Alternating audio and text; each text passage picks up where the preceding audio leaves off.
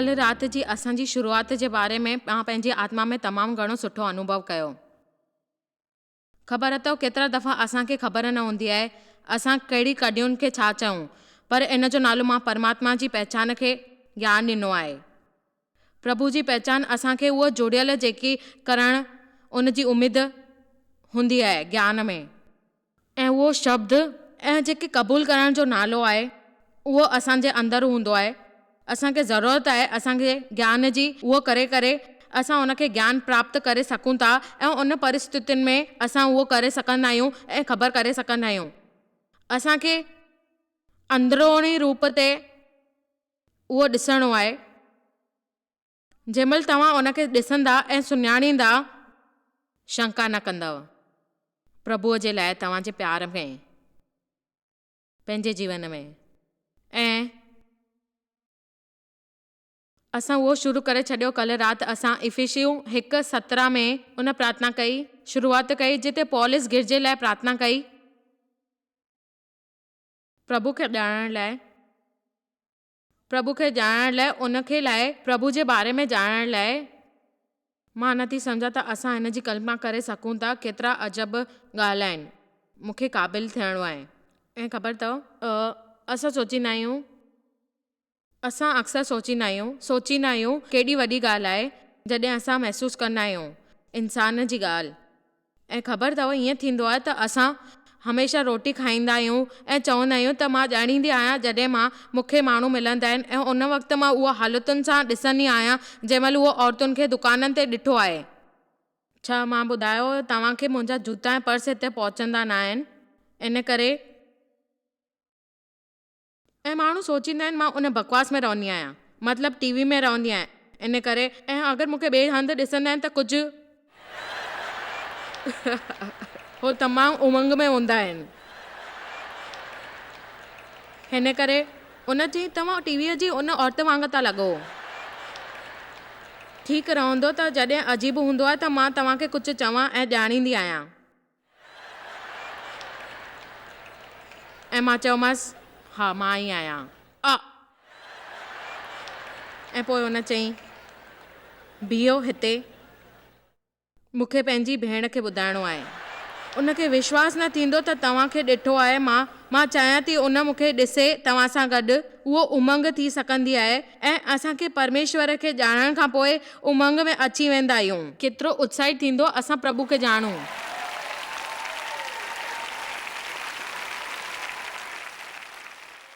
हिन करे पौलुस चई त मां चाहियां थो तव्हांखे ज्ञान हुजे ऐं तव्हां ॼाणो हिन जे बारे में। तव्हांखे अॻिते चवां थो तव्हांखे ख़बर हूंदी उनखे छॾण सां केॾी उमेद थींदी पंहिंजे जीवन में। सभु चओ मूंखे उमेद जो नशो आहे। हुननि चयो त मां चाहियां थो तव्हांखे ख़बर हुजणु घुरिजे त तव्हां सॾु कयो कहिड़ी उमेद हूंदियूं आहिनि, ऐं जंहिंजो मतिलबु आहे पौलुस चयो त तव्हांखे उन जी ज़रूरत आहे ऐं उहो तुंहिंजो आहे। हो जेको न आहे उहो तुंहिंजो हासिल करणो आहे, पर जेको तव्हांजो आहे। ऐं आख़िर में हुननि चयो मां चाहींदी आहियां त तव्हांखे ख़बर हुजणु घुरिजे उन जी शक्ति जेको असां में विश्वास कंदा आहिनि महान आहिनि। ऐं यादि रखिजो उन जी शक्ति आहे। अगरि उन जी शक्ति मुर्दनि मां जान विझे थी त उहो उथी खड़ो थींदो। बाइबल जे अनुसार उहो उथे शरीर खे ठाहे। उन जो मतिलबु आहे वाह शक्ति अची वई आहे, सुठो थो लॻे, शक्ति अची वई आहे। ऐं त हिन करे अॼु असां शुरू कंदासीं उन जी ॻाल्हि जे बारे में जेके मसीह में असांजो आहे ऐं जंहिंजे बारे में असांखे ॿुधाइणो आहे। घणनि सालनि ताईं असां इहो तेसि ताईं कंदासीं जेसि ताईं असांखे ख़बर न पइजी वञे त असांखे कीअं ख़बर आहे प्रभु आहे। असां कीअं ॼाणंदासीं कि प्रभु आहे ऐं धर्मी रूप में छा आहे। पर असां परमेश्वर खे कीअं ॼाणे सघंदा आहियूं। सभिनीनि खां पहिरीं उन्हनि जे वचन जे लाइ असांखे ॼाणणो आहे, प्रभु जो अभ्यास करणो आहे। प्रभु जी ॻाल्हि ॼाणे सघंदा आहिनि। असां प्रभु खे ॼाणे सघंदा आहियूं सिर्फ़ु असांखे एतिरो करणो आहे जेको प्रभु खे चाहींदो आहे। उहो चवंदो विश्वास आहे, संतोषी थी वञो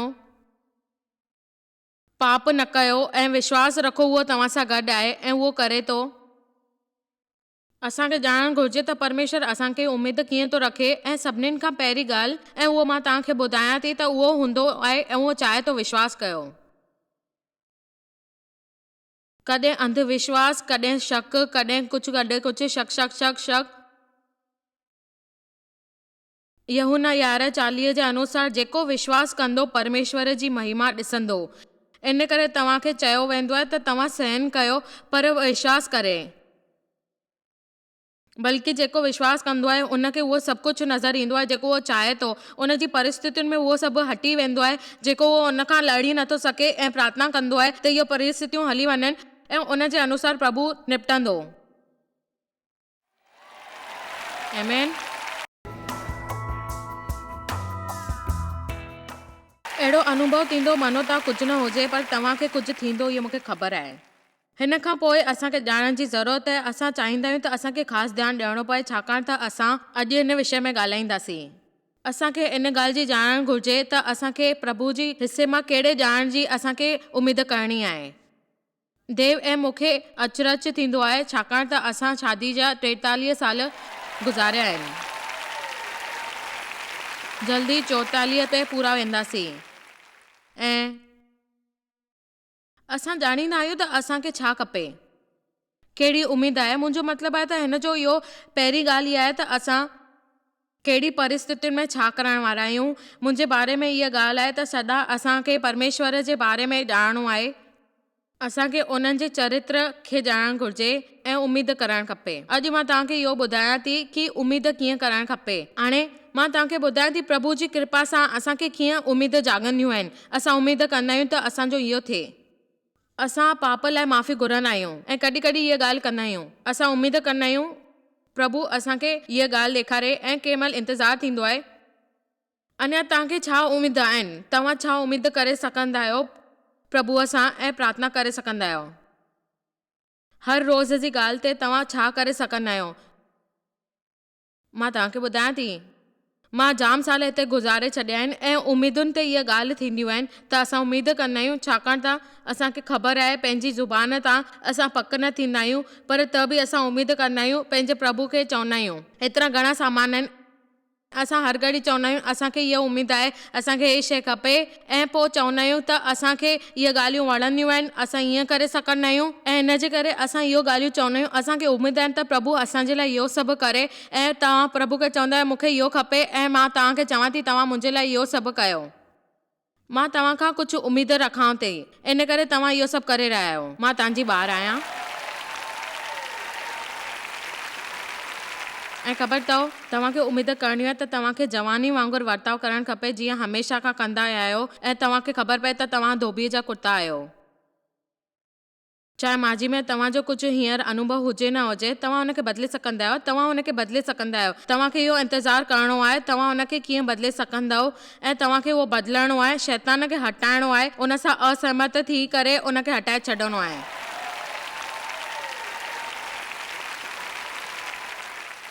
जेको बि तव्हां उमेद था कयो, मां चाहियां थी तव्हां 2 वचन ते ध्यानु ॾियो। ॾिसो 2 वचन 26:1 में, मुंहिंजो न्याय कर छाकाणि त मां ख़राबीअ सां हलंदो आहियां। मां प्रभुअ ते विश्वास कयो, निर्भर रहियसि ऐं बिना ढक जे थकिजी वियसि ऐं मुंहिंजो भरोसो यूहन्ना आहे। ऐं उन चयो, दाऊद चयो, मां सॼी कोशिशि कई आहे ऐं मां कमु करण जी ऐं हलण जी पंहिंजे जीवन में ऐं मूंखे इहो प्यारो लॻंदो आहे। भजन 27:13-14,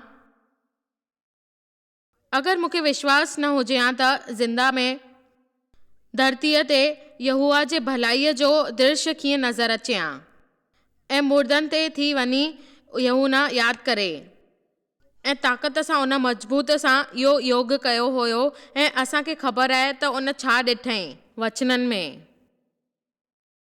प्रभु लाइ। असां बाइबल में इहा अखर ॾिठा आहिनि ऐं हुन चवई कि भी तूं मतिलबु आहे इंतज़ारु करणु। उन्हनि चयो आहे त तोखे अभ्यास करिणो आहे, मतिलबु यूहन्नी जे ध्यानु करण ते, लालसा जा करण ते, प्रभु खे प्रकट थियण ते तोखे उमेद करणी आहे, तोखे उहा पंहिंजी मौजूदगी ॾियणी आहे। तव्हां उमेद कंदव त तव्हांजो प्यारो जंहिंजो करे तव्हां हिते वेठा आहियो, तव्हांजा वचन उहो अची करे पाण मसीह में स्वीकार करणा आहिनि। तव्हां तंदुरुस्त जी उपेक्षा कयो था, तव्हां उमेद कयो था नौकरीअ जी, तव्हां नौकरीअ तां इहो कयो था। प्रभु मूंखे यादि न कयो आहे, उहो मुंहिंजी राति ॾिसण नथो अचे। तव्हांखे त्याग करिणो आहे ऐं प्रभु जी राह ॾिसो, उहो तव्हांखे उमेद ॾिए थो, ताक़त ॾिए थो तव्हांखे। प्रभु चवंदा आहिनि जॾहिं तव्हां मूं ते उमेद कंदव तव्हांखे निराश या शर्मिंदा न थियणो पवंदो। हे सुठा आहिनि।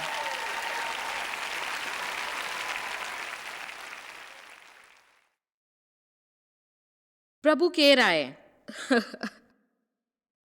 मुंहिंजो मतिलबु आहे, मुंहिंजो चवणु आहे, अच्छा तव्हां उमेद कयो। मां हिते वेही करे फौरन सां चवां थी त प्रभु मूंखे मोकिलियो आहे ऐं उन जे तव्हांजे माण्हू अचण लाइ तव्हांखे छा चवंदसि? प्रभु तव्हां लाइ छा आहे? तव्हांजो नालो छा आहे? तव्हांजो नालो छा आहे? अचो ॾिसूं निर्गमन 3:93-98।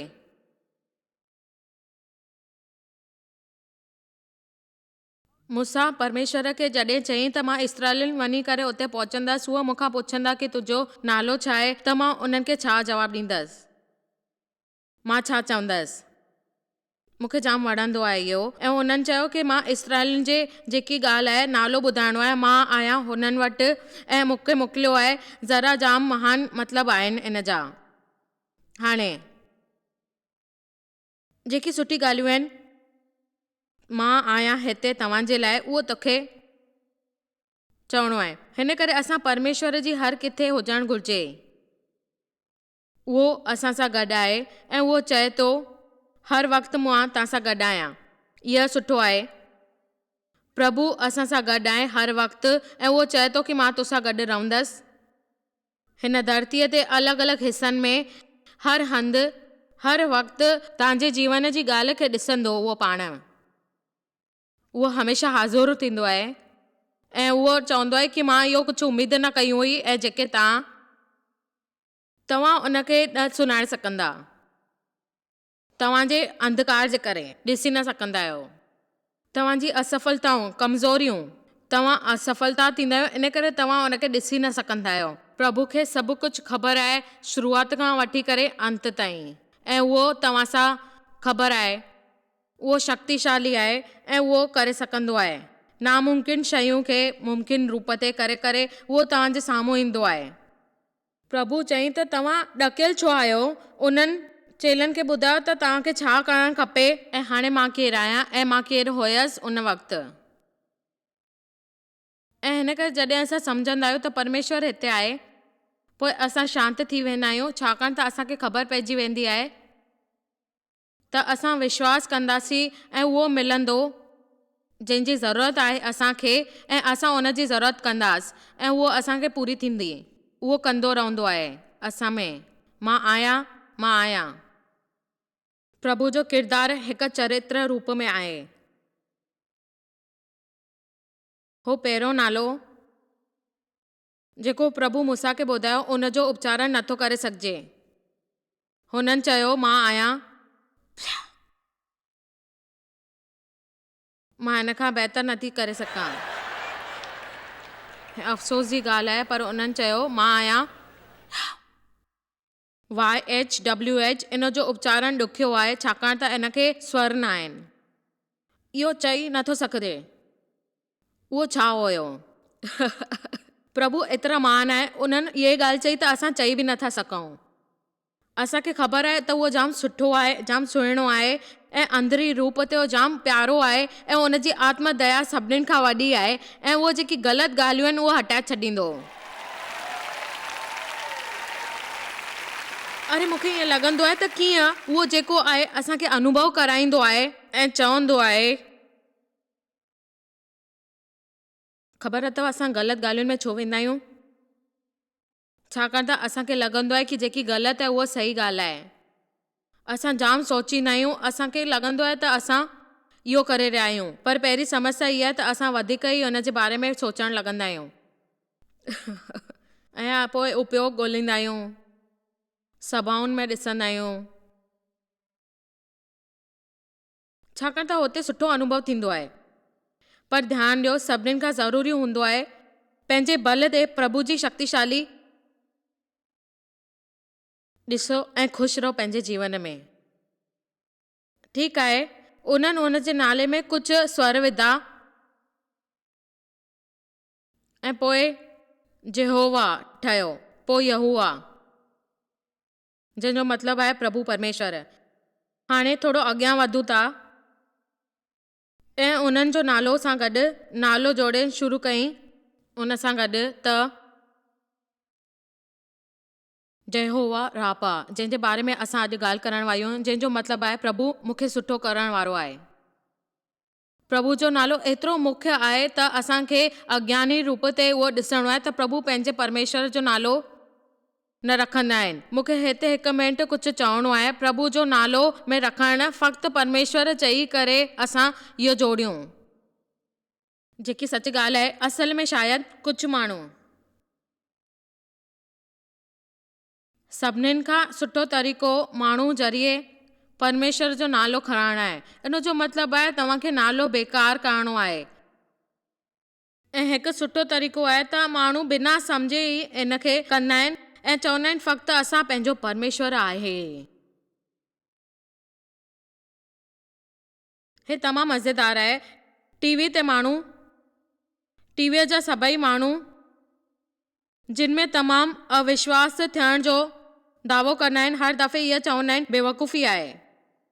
तव्हां पहिरें ई चई चुका आहियो त तव्हांजो परमेश्वर कुझु तव्हांखे ॾियण वारो न आहे, पर हाणे हे प्रभु छाकाणि था चओ तव्हां, ऐं तव्हां ईअं छो था सम्झो त तव्हांखे ईअं करिणो आहे। उहा हिकु आदत आहे त तव्हांखे वेही करे पंहिंजे आध्यात्मिक रूप सां उहो जेतिरो तव्हां टाइम ॾेई सघो पंहिंजे प्रभुअ खे, असां सम्झंदा आहियूं त तव्हांखे जाम प्रोत्साहित करिणो आहे, तव्हांखे अॻियां वधाइणो आहे ऐं तव्हांखे इन ॻाल्हियुनि में शामिलु करिणो आहे, जंहिंजे करे तव्हांखे जाम शामिलु थी करे उहो पढ़ाई करणी आहे ऐं जंहिंजे ॼाणण जी ज़रूरत आहे। छाकाणि त असां हर वक़्तु नालो खणंदा आहियूं, यीशू जे नाले सां असां जाम कुझु जोड़ींदा आहियूं, पर असांजो नालो प्रतीक आहे, उहो असां सां गॾु आहे ऐं उहो ॾींदो आहे। आमीन। हिन करे असां कॾहिं उन जे नाले खां रखणु न चवंदासीं अंधविश्वासी या बेकार में। पर मुंहिंजो इरादो इहो आहे त तव्हां कुझु वक़्तु कढी करे उन सां गॾु जुड़ो ऐं ॻाल्हियूं कयो जंहिंजे बारे में तव्हांखे ॿुधाइणो आहे, उनखे ॿुधायो, पर माण्हुनि खे न ॿुधायो। ज़रूरी आहे तव्हां इहो सभु कयो। हाणे यूहन्ना 3:2 जे अनुसार असांखे, हे प्रिय, जीअं तूं आत्मा जी उन्नति करे थो, ही तूं सभु ॻाल्हियूं में करे थो ऐं सुठो आहीं। ऐं असांखे ख़बर आहे त असांजी आत्मा असांजे लाइ जाम सभिनीनि खां महत्वपूर्ण आहे। त पहिरीं ऐं आख़िरी ॻाल्हि असांखे ॾिसणी इहा आहे त असांखे आत्मिक रूप ते जीवन खे अॻियां वधाइणो आहे।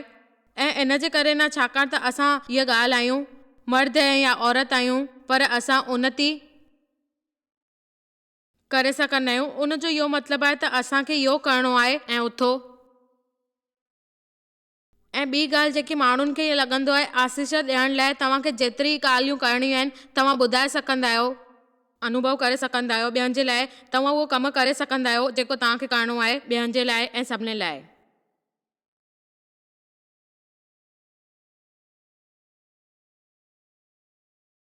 मूंखे ख़बर आहे तव्हां हिन ॻाल्हि ते रड़ियूं कंदा, उहो हुन जे लाइ करे सघंदा आहियो, तव्हांखे महसूसु करिणो आहे। अचो हिन जे बारे में ॻाल्हायूं त निर्गमन 15:23 में मूंखे हिन सभिनीनि जी ज़रूरत न आहे। अचो वचन 26 ॾिसूं मां बेख़याली चई थी सघां, अगरि तूं पंहिंजे परमेश्वर जो वचन तमामु सुठे तरीक़े सां नज़र कंदे त ठीकु आहे, तूं उहो करे सघंदे। तव्हां जेसिताईं वेही करे ॿुधंदव न ऐं उनखे पालन न कंदव त वचन तव्हांजे अंदरि न पहुचंदा जेको ॿुधियो आहे, ऐं तव्हांखे उहो उनजो पालन करिणो आहे। असल में हर दफ़े गिरजे जे दरवाजे सां दाख़िल करण ते तव्हांखे मन खे तयारु करणो पवंदो आहे। अॼु में अंदरि वेंदसि ऐं मां चवंदसि त मां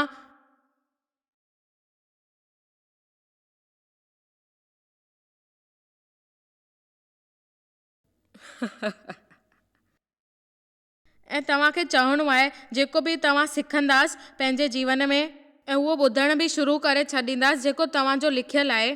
ऐं परमेश्वर जो वचन तव्हांजे अंदरि आहे ऐं उहो चए थो तव्हां इहो सभु कयो ऐं तव्हां उहो करे सघंदा आहियो पंहिंजे पाण में। ठीकु आहे, अॼु असां इहे कमु कयूं था। प्रभु असां सां गॾु आहे। प्रभु असांजे लाइ उहो सभु कंदो आहे। उहो असांजो डॉक्टर आहे ऐं उहो असांजी हर बीमारीअ खे परे करे असांखे अॻियां वधाईंदो आहे। मूंखे विश्वास आहे त प्रभु असांजे लाइ उहो सभु कंदो आहे ऐं असांजी मदद कंदो आहे। जीअं असांखे अॻियां ॾिसणो पए त असां छा करे रहिया आहियूं। असांखे डॉक्टरनि जी ज़रूरत न आहे।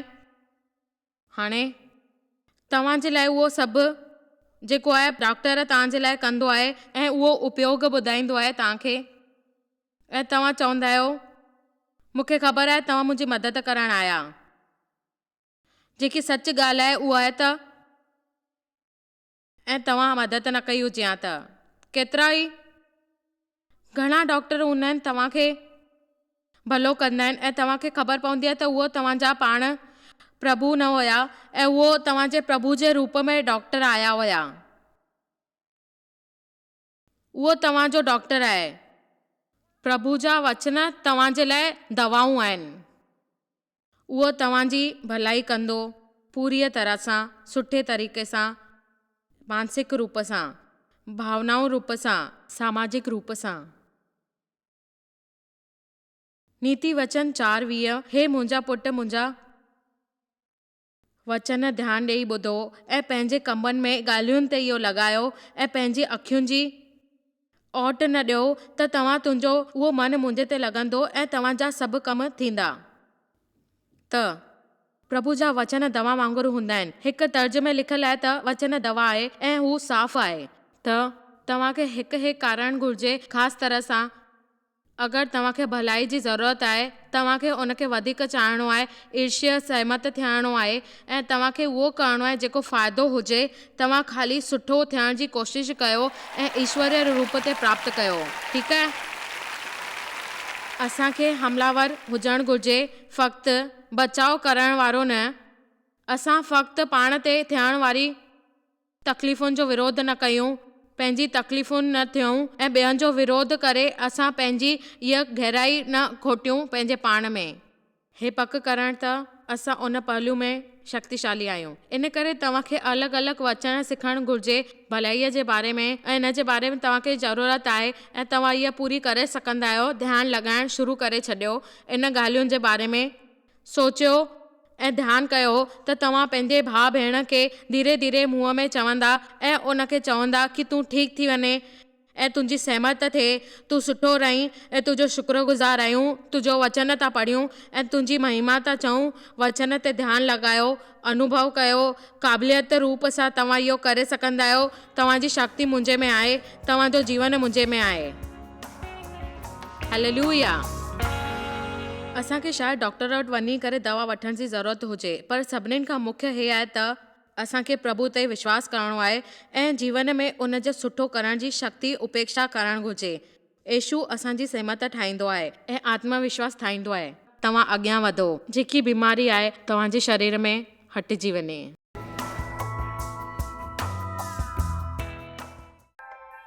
तव्हांखे शायदि ख़बर कान्हे तव्हां जॉयस मेयर मिनिस्ट्री लाइ केतिरा महत्वपूर्ण आहियो।